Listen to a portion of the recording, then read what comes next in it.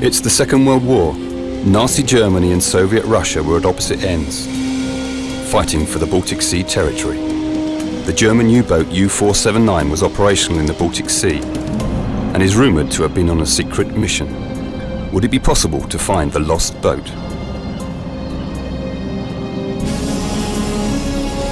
Hunt for U-479.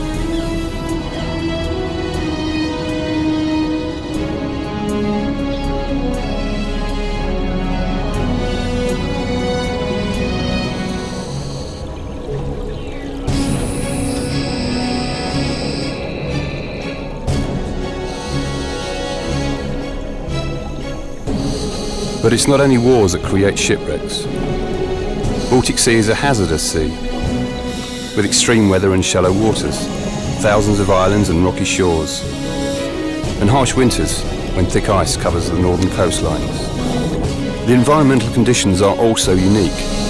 The water is cold and the saline levels too low for most marine species to survive, including corals and the shipworm that everywhere else destroys shipwrecks in no time at all. Baltic Sea is filled with well-preserved wrecks. It's a treasure trove for any diver or archaeologist.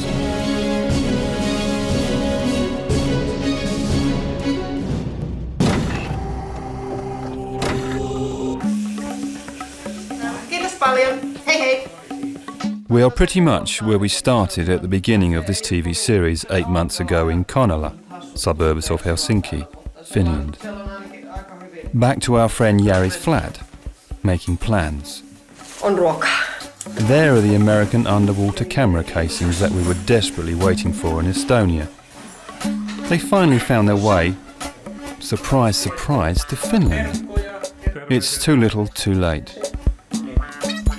This is the man behind the entire Baltic Sea adventure. Him and his lost German U-boats. By now, we have too many cameras and underwater casings, but not enough divers to use them.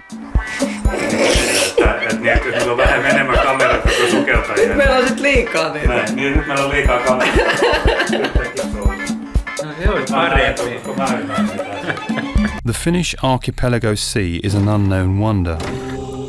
It's the largest archipelago in the world by the number of islands. Numerous ferry lines form the so-called Archipelago Ring Road. Most of these ferries are free, or only charge a small fee. The exact figure for the amount of Finnish islands is anybody's guess. Estimations vary from 20,000 to 50,000, since sometimes it's a matter of opinion to tell the difference between an island and a rock. In comparison, the number of Indonesian islands range between 13,000 and 18,000, and the number of Greek islands is no more than 1,400, even when the very word archipelago, meaning a cluster of islands, comes from Greece.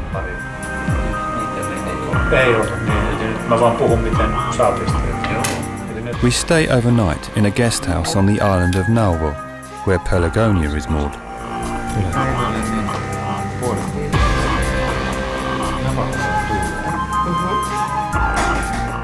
Beautiful place, and no other guests around. In August, the Finnish holiday season is over already.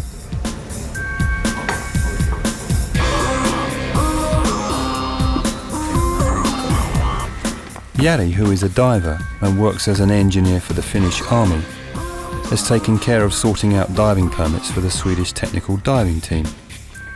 We'll meet them tomorrow on the island of Korpo. We'll be looking for the lost U-479 outside Uto Island. But we'll also find other wrecks for the Swedish team to dive in the outer archipelago. But we know the layout and there's no lack of interesting dive sites. Se on kanssa semmoinen panssarilaiva. Ja se on... Olisi tarkoitus vielä tehdä kuvauksia. Miten se laadukaan? Just nearby, the Finnish Baltic Sea holds in its bosom a true treasure. The 18th century ship Vrouw Maria is estimated to be the most valuable treasure ship in the world. Vrouw Maria, Lady Mary, was a standard two-masted wooden merchant ship. She was on her way from Amsterdam, Holland to St. Petersburg, Russia. Works of art and sculptures were on their way to nobody else but Catherine the Great of Russia. On October 1771, a month into her voyage, an autumnal storm sunk her outside the island of Jurmo in southwestern Finnish archipelago, and there she rests, neat and tidy, almost untouched, ship cargo and all. At the time, only 6 paintings were salvaged. Vrouw Maria was lost and forgotten for over 200 years, until maritime archaeologist Kristen Ahlström became interested in her story. A famous Finnish commercial diver, Rauno Koivusaari, and his crew finally found the wreck in 1999. In Finland, we met Mr. Koivusaari's friends, researcher Mikael Martikainen and diver John Liljelund, who both played their part in finding Vrouw Maria. The Vrouw Maria is special in the sense that as a wreck it's in very good condition. It's said to have carried a very valuable cargo. Works of art bought by Catherine the Great from an auction in Amsterdam. There was an international highway between St. Petersburg and Central Europe going through this area where it sunk. So it was just a lorry carrying a cargo, but the fact that what cargo it carried and what what a beautiful condition it is today. And it's still a beautiful lorry. Vrouw Maria is, I think that it's the only treasure ship in the world. That because if you go into the Caribbean Sea or places like that where is that kind of ships and shipwrecks, there is only sand and the coins, but there is no wreck anymore. There's no wood, no. This is handwritten note from the Dutch archives in Amsterdam. The most interesting, I think, and which proved then to be very crucial for the identification of the wreck was this inventories. Do you remember this? Yes, I remember, because we did find the anchor there. Yeah, the anchors. Yeah. Ein wap anker in the flock gebroken, which means basically that it was a warp anchor with one arm missing, and that was, I think, about the first items that you found. Yes, we were the first guys to go down there, and the wreck was behind. It was in my back. I went down to the bottom. I was about 1 meter above the bottom. You can see anything. Then when I turned around, I saw the whole wreck. I saw the sunlight coming down from the shore, and the half of the wreck was like a silhouette. Oh my God. And it was like from Donald Duck. It was really amazing. By the way, Donald Duck is a very popular cartoon character in Scandinavia. Unsurprisingly, a dispute has been going on for years about the fate of Vrouw Maria. Should she be raised and salvaged? Should she remain underwater as a diving site with an archaeological interest? The heated debate continues.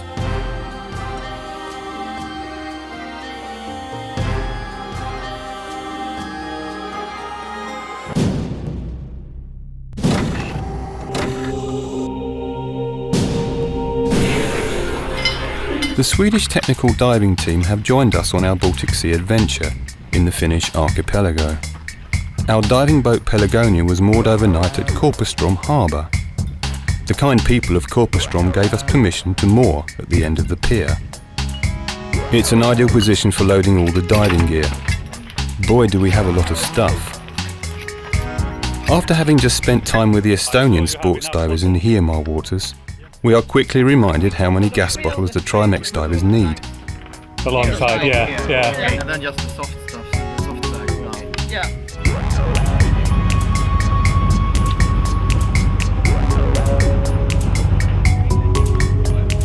We have some other wrecks to dive. Yes, we have. Here is the auto map. We have a quick planning session and tell the team about the wrecks close to the Otto Island and the lost U-boat U-479.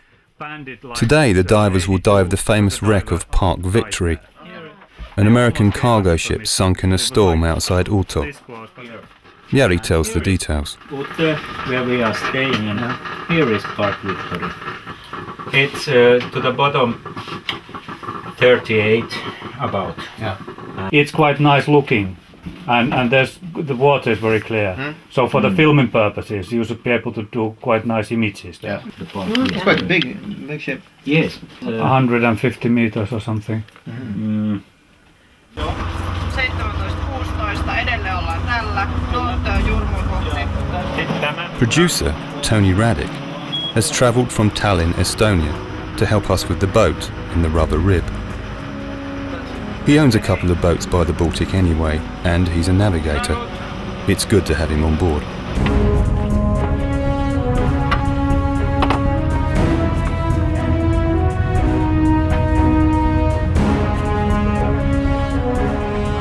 From Inner Archipelago, we'll be heading to the outermost year-round habited island of Finland, Uto. The Swedish name Ut-o means outer island in English. People have lived on these islands for thousands of years. Fishing and fish processing, shipping, trade and tourism are the main income. There are around 60,000 permanent residents scattered around the archipelago. Most of them are Swedish-speaking Finns, since summer cabins and tourism are the ever-increasing business. The population more than doubles during the summer months.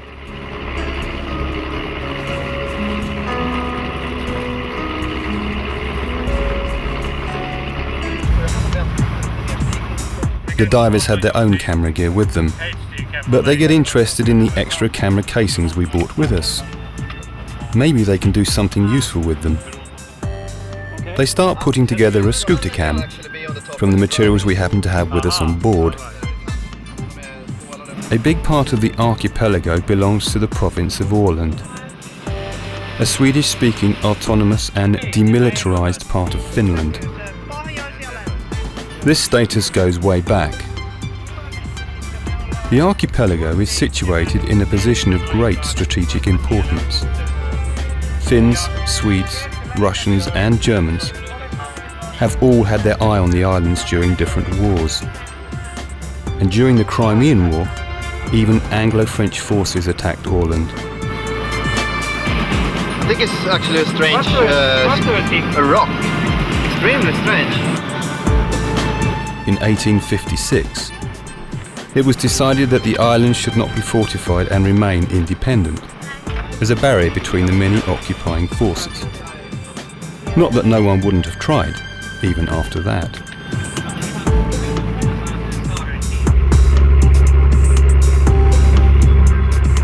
For years it's been forbidden to dive the wreck of Park Victory. It lies in the military zone not far from the Uto Coast Guard station. Jari, who works for the Finnish military, has organised for us diving permissions. But as soon as the divers start gearing up, we get a phone call asking if we have the paperwork in order. And of course we do, it's just a funny feeling that even out here at sea, somebody's watching us. The divers start gearing up. They're like underwater spacemen and women. So how do we get that thing in the water? Are you going to drop it off or? Tor has put a line on a black line on the outside. Yeah. We can try to just lower it down.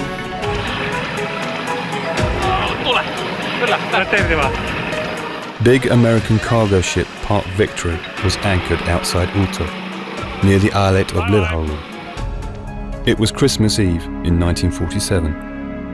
Park Victory was to spend the night and then continue to Helsinki. The pilot had already boarded the vessel. He was meant to guide the ship through the maze of the archipelago and the still uncleared Second World War minefields. But late that night, a storm rose. The ship started to roll and the anchor chain broke. The ship drifted to rocks, started to leak and sink. Panic ensued. When lifeboats were lowered, others who had jumped into the sea were crushed. Some managed to swim to nearby rocks to wait for rescue. The people of Uto came to help and, risking their own lives, managed to save 38 men. The islanders opened their homes to the survivors and they spent that Christmas on the island. What a Christmas it must have been. 10 men died that night. The evening sun is setting when we moor at the Ulto harbour.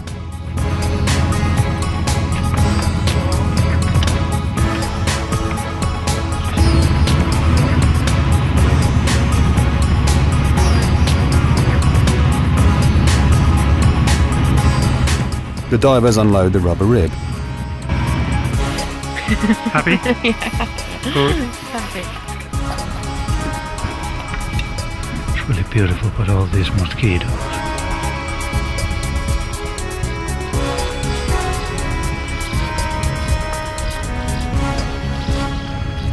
It's a picture postcard evening.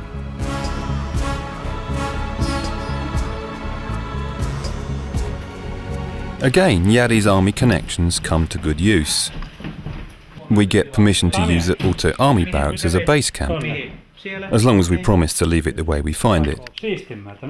No extra services are on offer.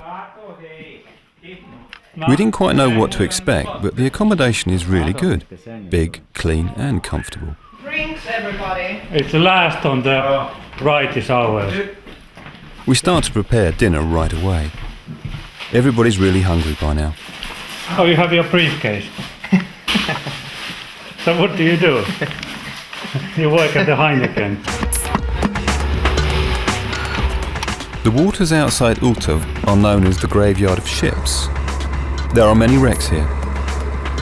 This beautiful summer sun can turn into fierce winter storms, and the numerous rocks make the sea difficult to navigate.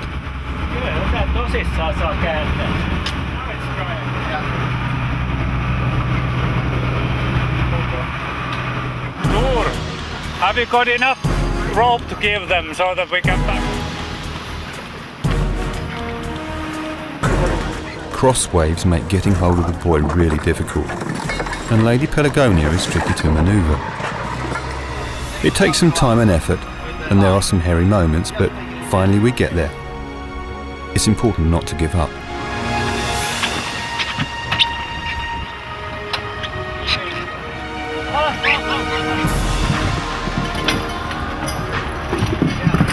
Are we kind of... Yeah, now we're stuck. We are stuck. Yeah. And stuck usually is bad. No, this is in a good way. This is good stuck. Lampan är kul. Lampan är kul. Den har i potten. Ja, det är det.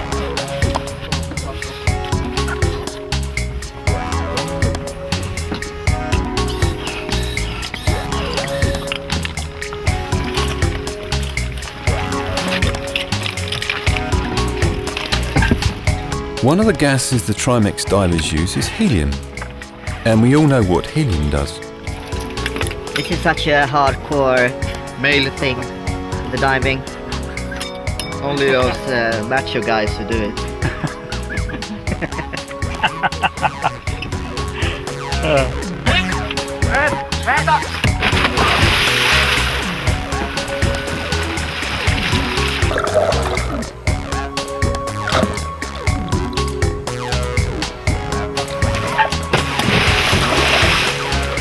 The diving team is ready to go again, and we lower the scooter cam to them.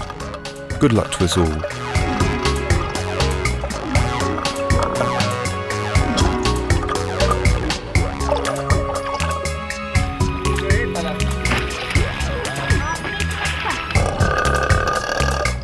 Meanwhile, it's the old waiting game for the boat and film crew. The divers had a good dive today. Be careful with the lens. And the scooter cam is still in one piece. Another successful day.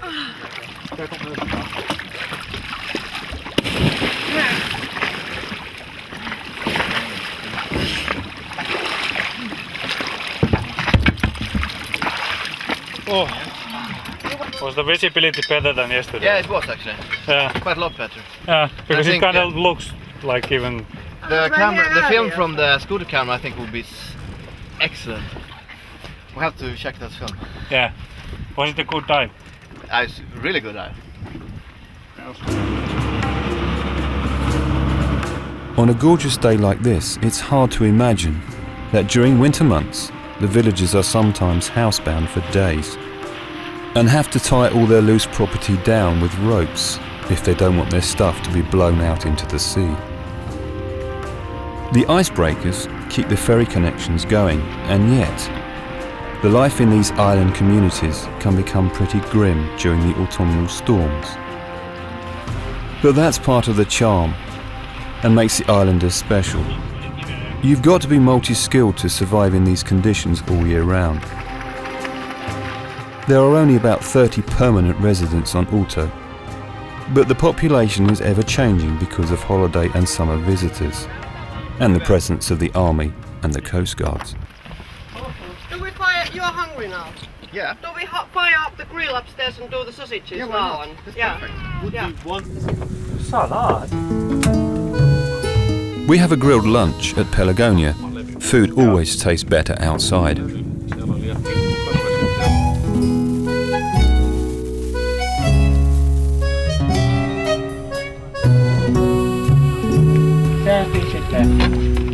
Was it okay?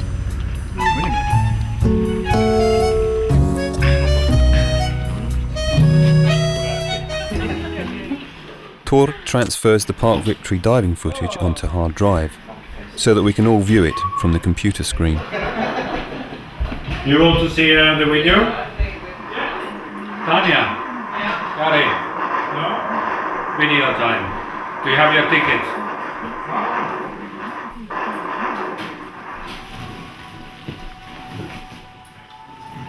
Yeah, check this one. I threw that. Wasn't it a good shot? That was it. Yeah. You didn't even touch him. You tried. You have.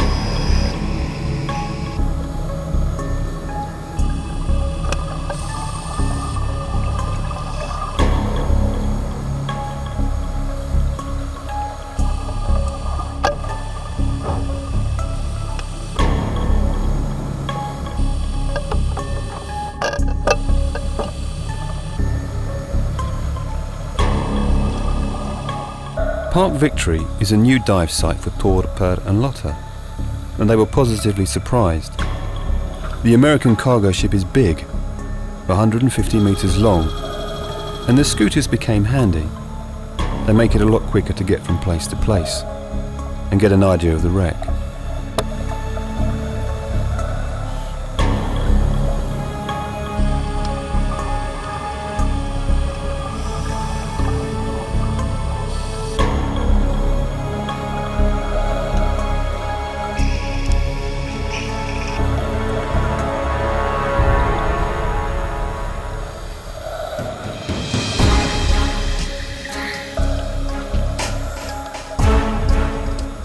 They were right.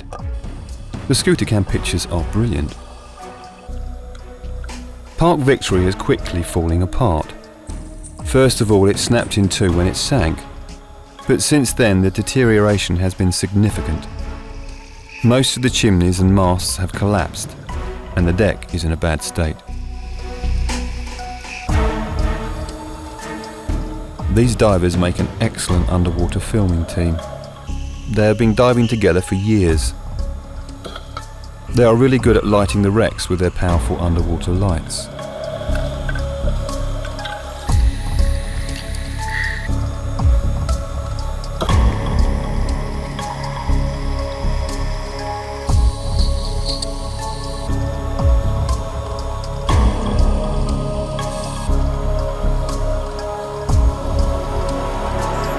This is the ship's bow.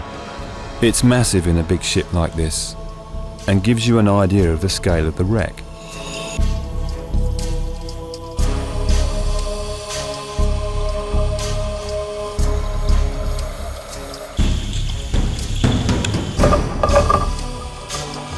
Tor is filming with the main underwater camera. Per does fine work with the lights, while Lotta is the one handling the scooter cam. It's usually just Lotta and Per in the pictures since Tor is behind the camera.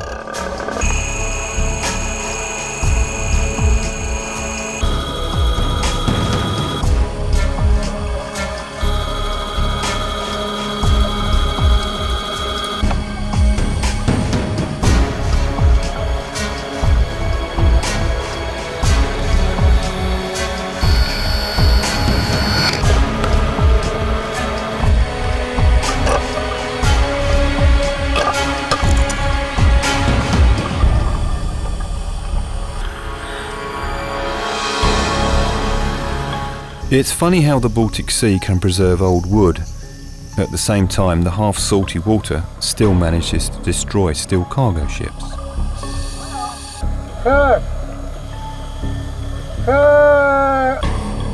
The place of the wreck is also important. The deeper they rest, the safer they are from the high seas, packed ice and fishing nets. The position where Park Victory lies is open to all the elements outside the outer Finnish islands.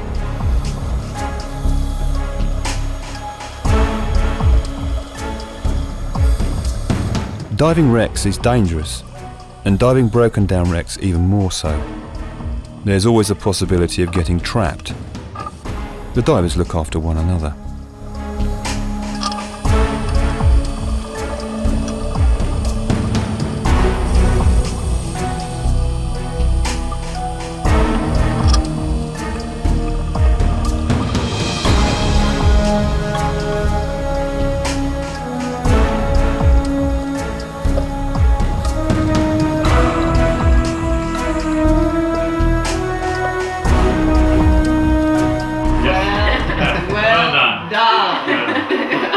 In the first place, we are here to look for the lost German U-boat, U-479. But we hear from the Finnish diver Jussi Kassanen. He's just searched the collision site of U-boat U-479 and Russian submarine Lembit. While we are waiting for the latest conclusions about the incident, we decided to dedicate the day to the sites at Uto. That's easily done since all the local attractions are only 5 minutes walk away. So what should we do? Lighthouse first and then go by here? Yeah. Yeah. The candy-coloured lighthouse is a well-known landmark, and it is the first and the most southern lighthouse in Finland. The original lighthouse was blown to pieces during the Swedish-Russian War in the early 19th century. This building was built soon after that, in 1814. Lighthouse yhteen, kutsuu ja kuuntelee. We meet some enthusiastic radio amateurs. Although the outer islands are well connected to the mainland, these guys are prepared if disaster strikes.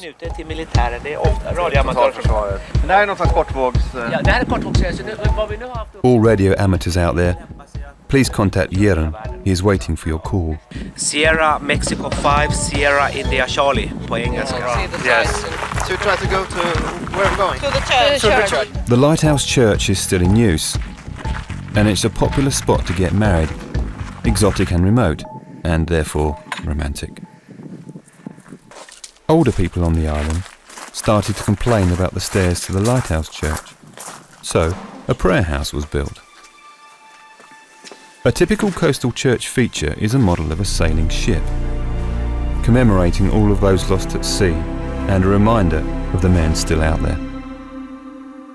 We are here because of Park Victory. There's a silver 10-light candelabra to remember the 10 men that drowned when the American cargo ship Park Victory sank. Framed on the wall, there's a letter from the American embassy thanking the people of Uto for their bravery saving the lives of the crew of Park Victory. Express to Your Excellency my warm admiration for the heroic actions of the townspeople of Uto in the rescue of the crew of a sinking American vessel. Then the same townspeople took into their homes for shelter and for nourishment the survivors of the shipwreck. And it's thanking the Finnish people for their courage and seamanship. Only recently, the island of Uto also became famous for being the first rescue station for the Estonia ferry disaster. We saw the children's memorial in Estonian island of Hiiumaa just a while ago. We are just north from the accident site. It's nice to see other people work. Yeah. That's the best part. But you've really got into the filming side of things. There are divers that just dive. Yeah, we started it as an extra thing to the diving. Yeah. It's more like a project that everyone has a specific task to do, and when you come up and see that everything has been working, it's great. Yeah. Yeah, and this is the hard part, is that you have the guy who who handles the lighting, and then the film, and then the models. And they all have to work together, but without communicating under the water, because you can't really have a discussion going on. When you're at 70 meters or 60 meters, you don't have much time. No. So every second's really count, and you have one take. That's it. And then next time we can do the same take again. Yeah. We learn new things every dive we do. Do you have a lot of problem to find divers that you can work with? I think the biggest problem is to find good enough divers. Who you can like count on, because you don't dive to like 60, 70 meters with anyone. No. You have to know the people and dive a couple of dives with them first to do an advanced dive together. So in Sweden it's probably like maximum 20 people. Probably this Park Victor is quite good to start. Yeah, it's a good start. Like you have this shallow end. It's a starter wreck. The depth, it's a starter wreck. The depth is really good for a starting wreck, but it's a pretty advanced dive because it's dark and the visibility is not that good, and the wreck is pretty broken. It's big, so it's quite hard to navigate on the wreck. So it's like I wouldn't dive with like a total a new diver there. And that's the other thing with the technical diving. It's like the boats, everything has to be thought of in advance, like where to put the tanks on the boat, how to get into the water, how to get out of the water, especially in the deep dives, because if this would have been like deep dives we were doing, we couldn't lift like anything for like 1 or 2 hours afterwards. We have to like sit down, take it calm. Have you been doing cave diving? Or? Yes, I have been doing cave diving, but I've been diving caves in US and Mexico. The problem in Sweden, we only have like one very little cave in Sweden, that's all. In Finland, I think there's supposed to be some kind of mine. Yeah, there are some good mines. Lots of techniques we learn in cave diving can be used in wreck diving as well. When you go into the wrecks and things like that. It's not the same environment in any way, but you can adapt some of the techniques. So I think cave diving is, the education is very good, and cave diving is really fun. You have a very weird idea of fun, don't you? Yeah, I think that's really scary looking stuff. In the first place, we came here to dive the nearby collision site of Russian submarine Lembit and German U-boat U-479. In 1944, the Russian submarine Lembit was on its way to Helsinki when it hit an unidentified object. Could it have hit the German U-boat U-479 that got lost in the Baltic Sea at the same time? There's been some late developments regarding the incident. Our side-scan sonar expert, Finnish diver Jussi Kassonen, has just searched the collision site. There are some surprise conclusions. This puts a spanner in the works. If the location has just been searched, there is not much point in going there with the Swedish technical diving team. We'll meet Jussi Kassonen soon again in mainland Finland. He will tell us the results of his expedition. Time to make new plans.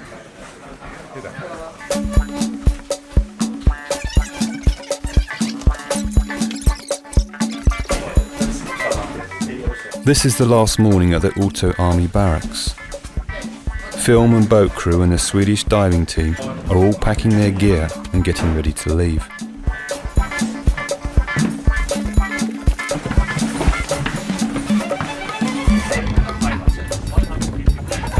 We were very lucky with the weather during these few days, and although our plans changed dramatically, we are still very happy with the trip. We say goodbye to the idyllic Uto. This small group has a good representation of the northern Baltic peoples. Lotta was born in Finland, a Finnish Swede, but is now a Swedish citizen. Tora was born in Norway, but now lives in Sweden. Only Pär is originally Swedish. Tony is from Tallinn, Estonia. Jari and Kari are from Finland. Tanya and Kimmo are Finns currently living in England. This summarises the history of the Baltic Sea. People have always moved around and used the Baltic Sea as the highway. It's rated down to like, I don't know, 150 meters, something like that. Yeah, it's like 1,500 watts normal lighting. Actually, it's 7 to 8 times more effective than just global. The divers tell us about technical and commercial diving. I think the biggest risk is to breathe the wrong gas. Yeah. And if you breathe the wrong gas, you die. You're like showing your tank to the other guys, and it's like, oh, okay, this is like 21 meter gas. You check your gauge, it's 21 meters. You take the hose, check it again, it's 21 meters, and then you switch the gas, and everybody's looking at you at the same time. So even in like 70 meter dive, 60 meter dive, if you do like a 60 meter dive for 20 minutes and goes directly to the surface, you will die. That's a snorkel. Yeah. Snorkel is fine. Yeah. All the Baltic Sea countries have influenced each other through history, in good and bad. Shall we leave your stuff down there? Shall we bring it up? Leave it. Okay. Wars have brought misery. Occupations have changed state lines, while commerce and travel have united, profited and enriched. Still, the different cultures surrounding the Baltic Sea have remained so diverse and strong. We are back in Korpastrom. When mooring, our captain Jari loses his sea legs. Does he survive the fall?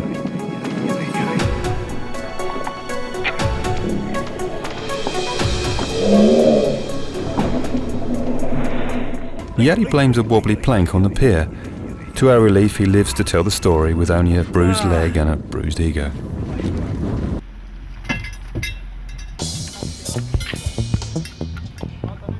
Är det mer fläder eller?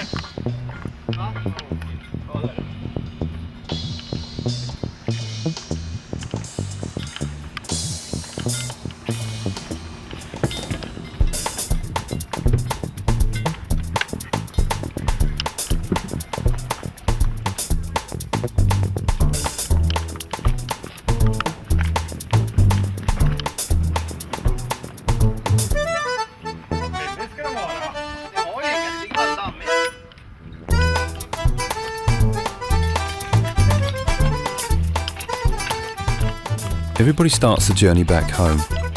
The diving team pack their cars, then drive to the mainland Finland and take a ferry back to Stockholm, Sweden.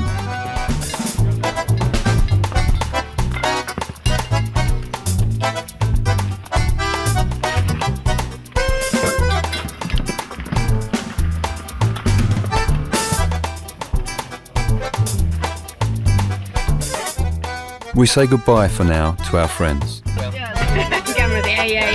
Get on with it. Say your goodbyes now.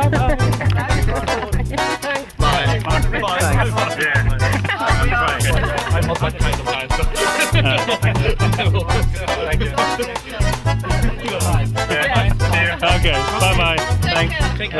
Nice trip. Yes, have a safe. Yeah.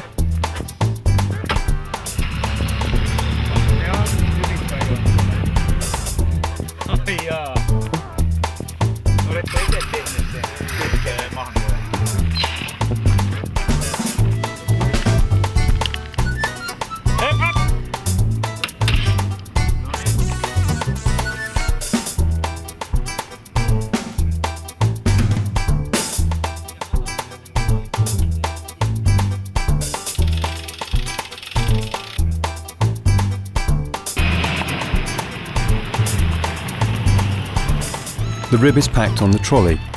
Caddy and the rib go back to Helsinki.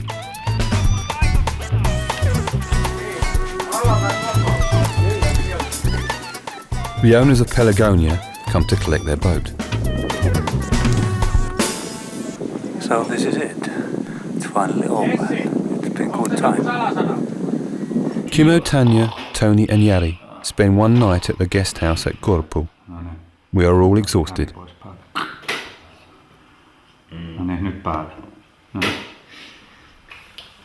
Thanks for a great weekend. Having a drink, trying to get tour to sing karaoke, no luck. This far, we guessed you would be easier to get on the stage. Smiley face.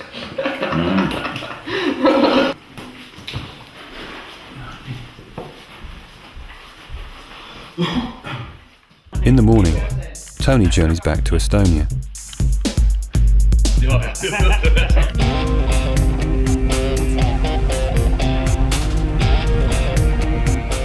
Tanya and Kimmo travel to Helsinki to find out what diver Jussi Kassanen has found out about the alleged collision between Russian submarine Lembit and the lost German U-boat U-479. We meet Jussi at his diving club.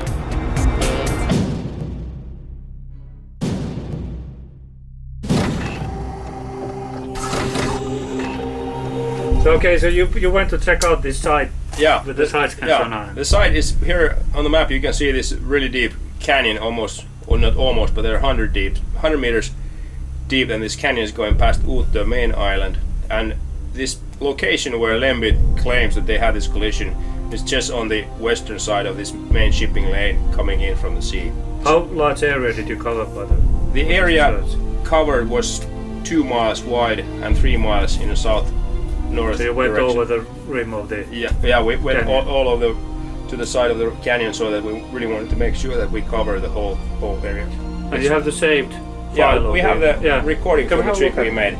And here's the previous file from the previous track. You can see that the bottom is just like empty. There's clear and rather flat sandy bottom.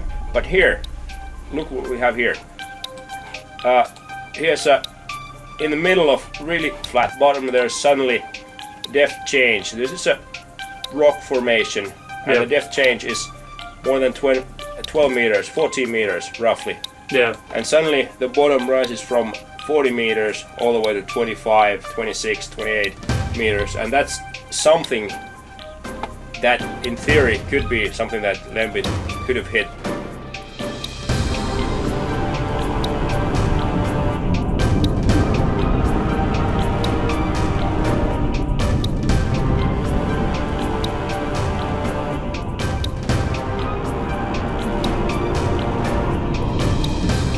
End of 1944 and the Second World War.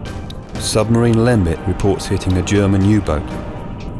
In that political climate, accidentally hitting a rock would have meant bad news for the submarine captain and crew.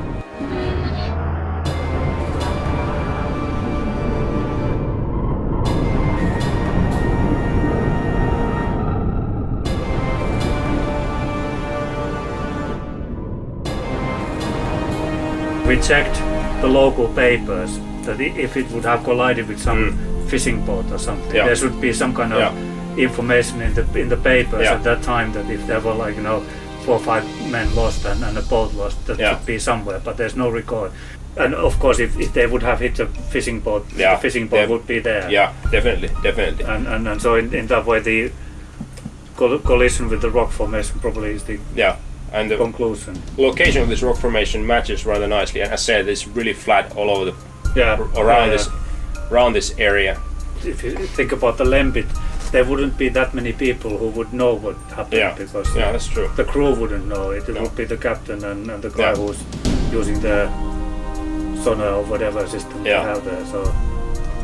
So they could easily kind of fake it. I believe that it is really easy to fake the whole thing and then say to the crew, but hey, this is the official story, and everyone else, you guys don't say a word. Who wants to have a long trip in Siberia? Who wants to go for a skiing holiday in Siberia?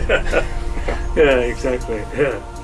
So U-479 is still somewhere. It's somewhere lost on the operational area probably. Yeah, but at least we kind of sorted out one mystery of the Baltic Sea regarding the Lembit. Yeah.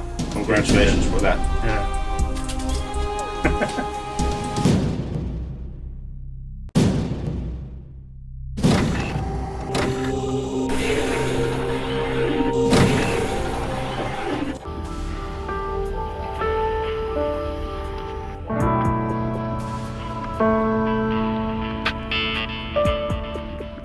Since the independence of Estonia, the British-built Lembit is again an Estonian submarine and a museum boat in Tallinn. After the collision, Lembit only needed minor repairs. The German U-boat U-479 is still missing in the Baltic Sea. This is the story that got us started on the journey. The outcome is not what we expected, but it seems plausible.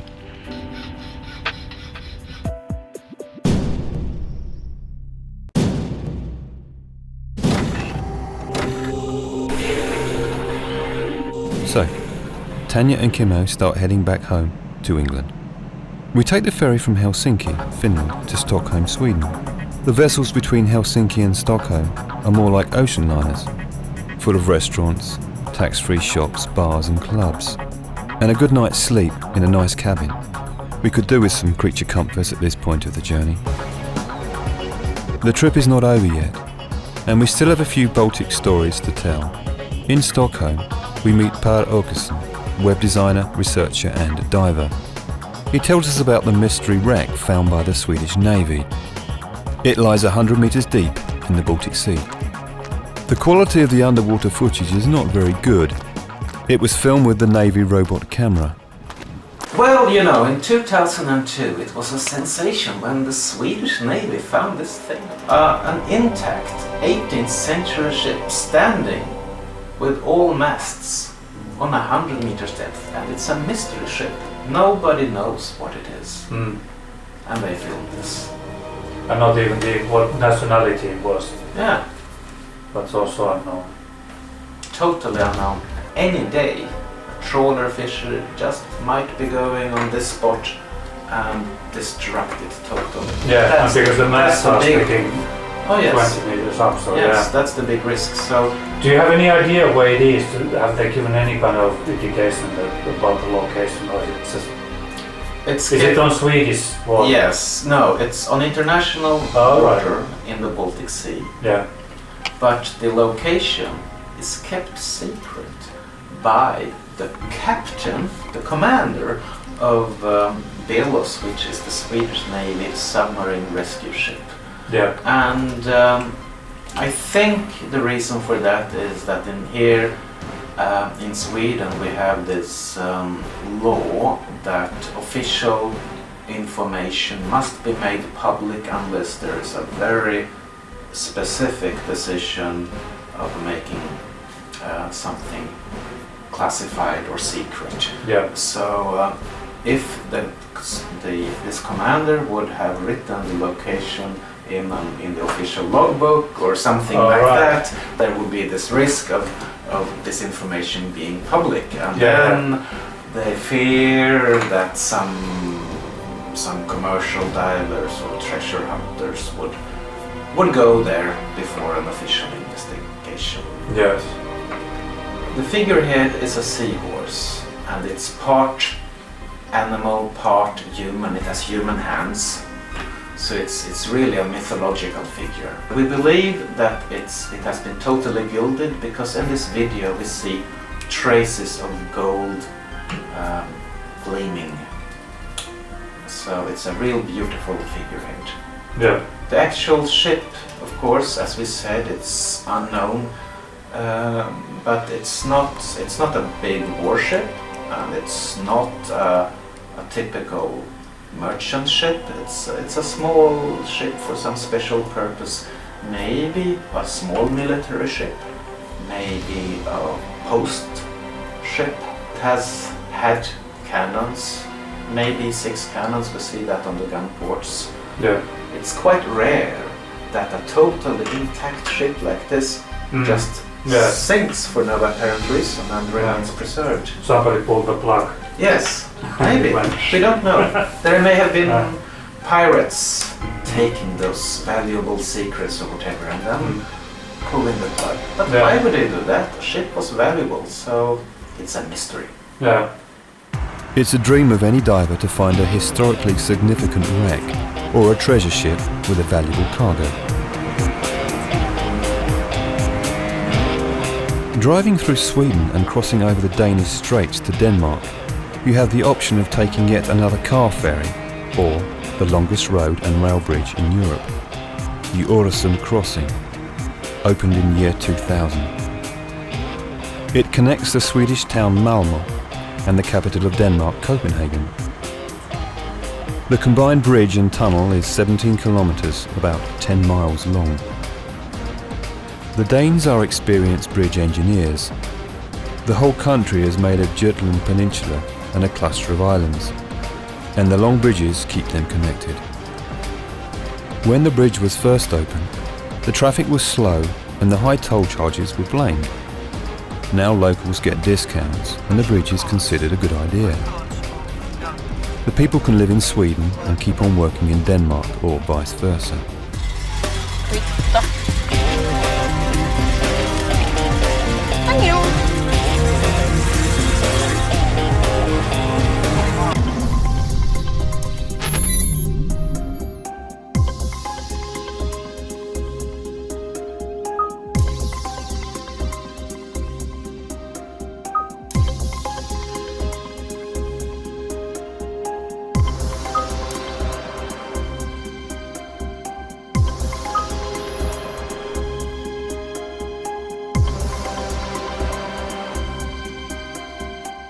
The Kingdom of Denmark is a gateway, positioned between Scandinavia and the rest of Europe, and between the Northern and the Baltic Sea, a perfect place for commerce and collecting taxes from all the passing sea vessels.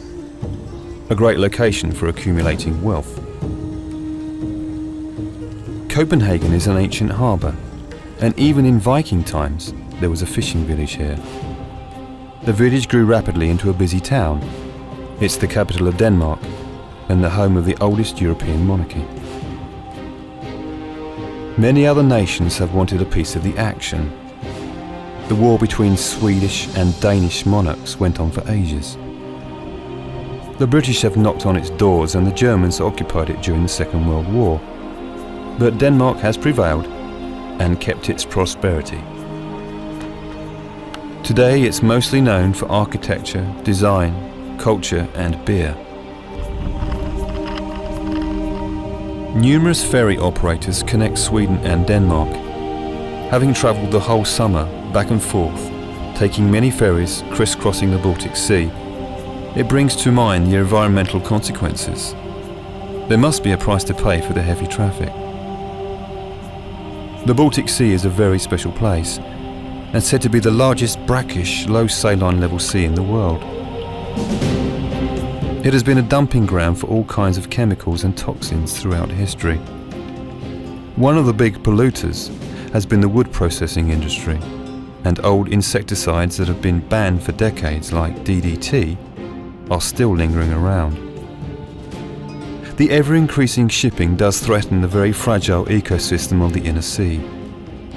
The oil spills are more frequent where the traffic is busiest. A major oil leak will be disastrous because of the slow exchange of water and the many unique marine species.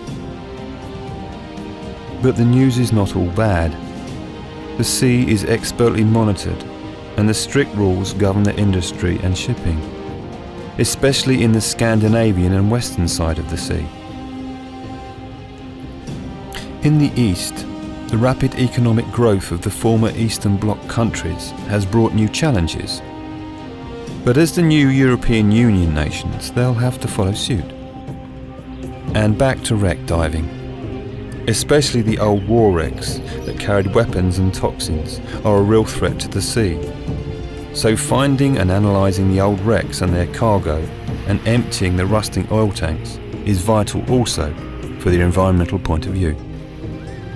Despite all of this, the Baltic Sea is considered fairly clean by international standards. But it takes a lot of funding, hard work and cooperation between the countries to keep it so, and hopefully make it better.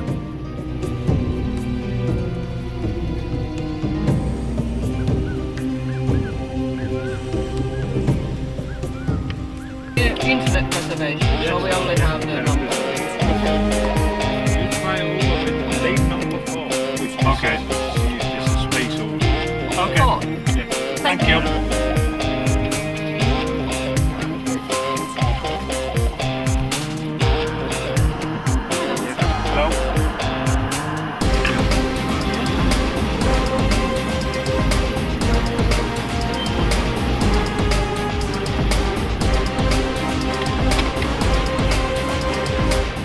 Finally, the last ferry of this voyage for Tanya and Kimmo, from Eresburg over the North Sea back to Harwich, England.